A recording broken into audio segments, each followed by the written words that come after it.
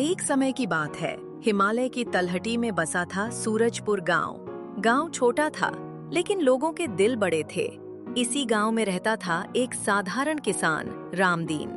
रामदीन के पास न ज्यादा जमीन थी, न धन, लेकिन उसके पास थी ईमानदारी, मेहनत और धैर्य। हर सुबह सूरज निकलने से पहले वो उठता, खेतों में हल चलाता और मिट्टी से बात करता। अगर मन सच्चा हो तो मिट्टी भी सोना बन जाती है। उसी राज्य का राजा था, राजा वीर प्रताप। राजा बुद्धिमान था, लेकिन एक कमी थी। उसे लगता था कि सत्ता और धन से ही सब कुछ खरीदा जा सकता है। राजमहल में सुख सुविधाओं की कोई कमी नहीं थी, लेकिन राजा के मन में एक अजीब खालीपन था। मेरे पास सब कुछ है, फिर भी शांति क्यों नहीं? एक साल बारिश समय पर नहीं हुई, नदियां सूखने लगी, खेत बंजर होने लगे, गांवों में चिंता फैल गई। लेकिन रामदीन ने हार नहीं मानी। उसने पुराने तालाब की मरम्मत की, पानी बचाया और सीमित संसाधनों में खेती जारी रखी। गांव वाले हंसे, इतनी मेहनत बेकार है, कुछ नहीं उगेगा। बीज जमीन में नहीं, पहले इंसान के भरोसे में उगता है।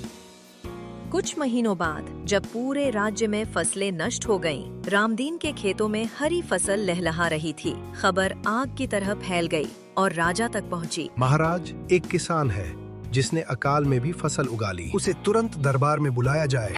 रामदीन पहली बार राजमहल पहुंचा। साधारण कपड़े, झुकी हुई नजर, लेकिन आत्मविश्वास से भरा चेहरा। बताओ किसान, तुमने वो कैसे किया जो बड़े बड़े जमींदार नहीं कर सके? महाराज, मैंने मिट्टी से नहीं, अपने कर्तव्य से समझौता नहीं किया।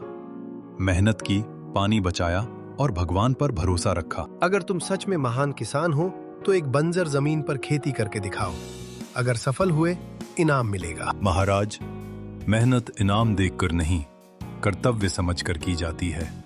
जिस दिन मेहनत से दोस्ती टूट गई, उस दिन इंसान खत्म हो जाता है। आज मैंने आज मुझे एक किसान ने सिखाया कि सच्चा राजा वही है जो सेवा करे। कुछ महीनों बाद उसी बंजर जमीन पर फसल लहलहाने लगी। राजा स्वयं देखने आया। राजा वीर प्रताप बदल चुका था। अब वह खुद खेतों में जाता, किसानों से सीख। रामदीन फिर अपने गांव लौट गया। साधारण जीवन, लेकिन असाधारण सोच।